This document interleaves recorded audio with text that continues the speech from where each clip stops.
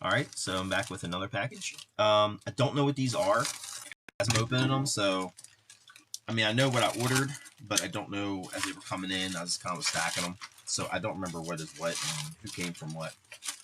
So I'm trying to get through them. And this one's packaged up pretty well. I don't know if this is a book or something else. Ordered a couple of unique items as well, so I have a few surprises for you guys.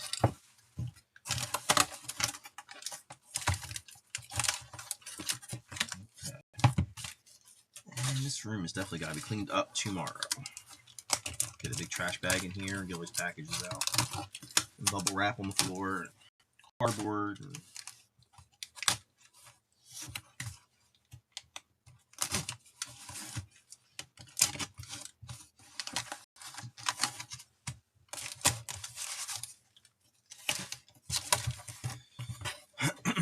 okay, so this is really cool.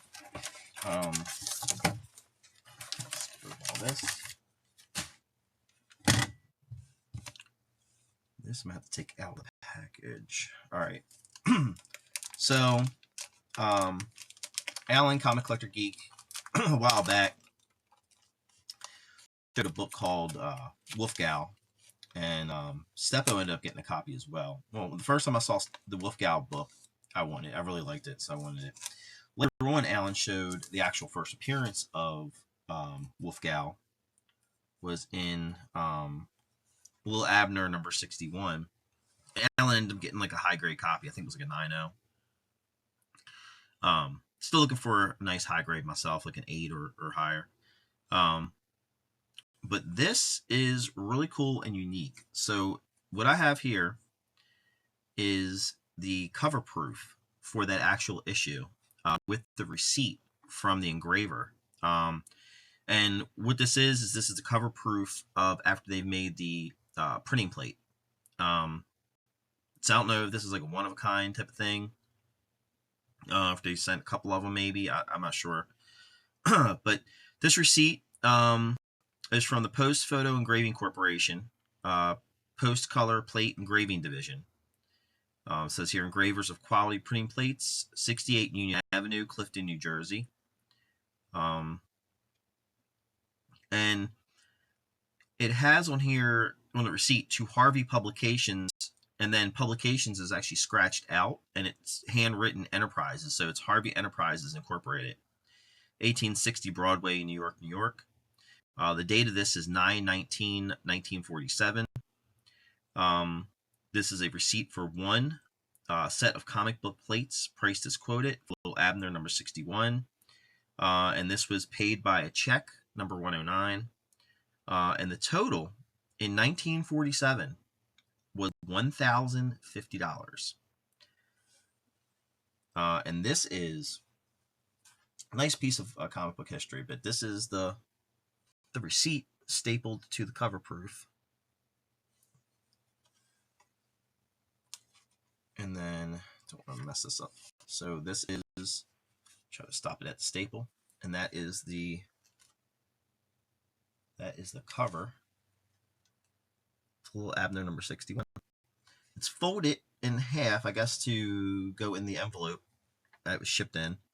But pretty cool piece of history. This is the first appearance of Wolf Gal. She appears in the comic. And there's a Sadie Hawkins Day thing, which apparently was like a big thing in the issue. And the funny thing is, this is just funny on my end. And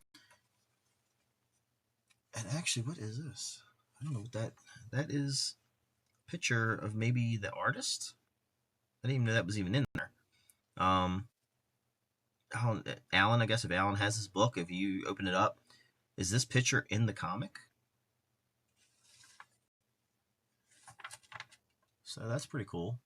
But my grandfather, when I was a kid, my grandfather used to draw this character right here.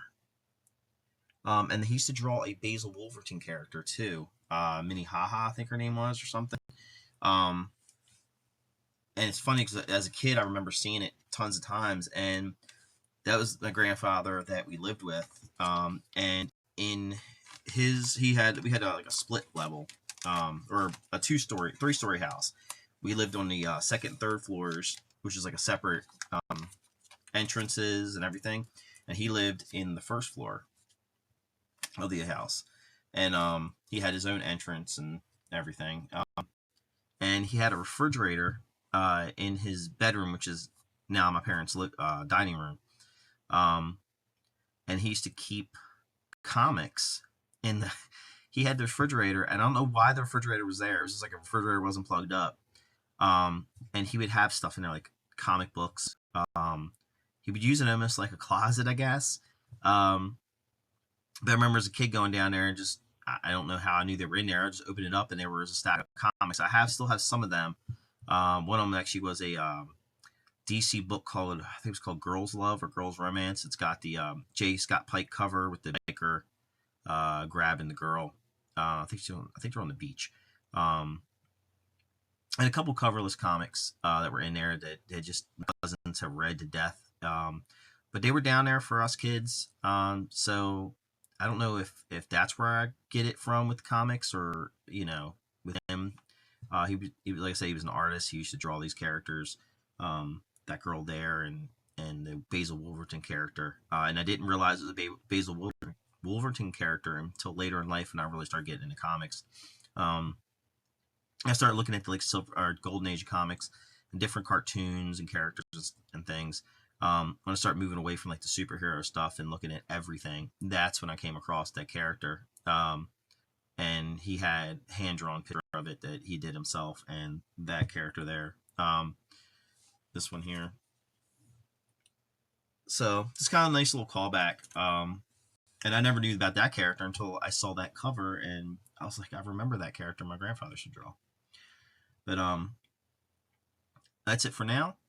Keep on going through these packages. So I'll see you on the next video. Thanks.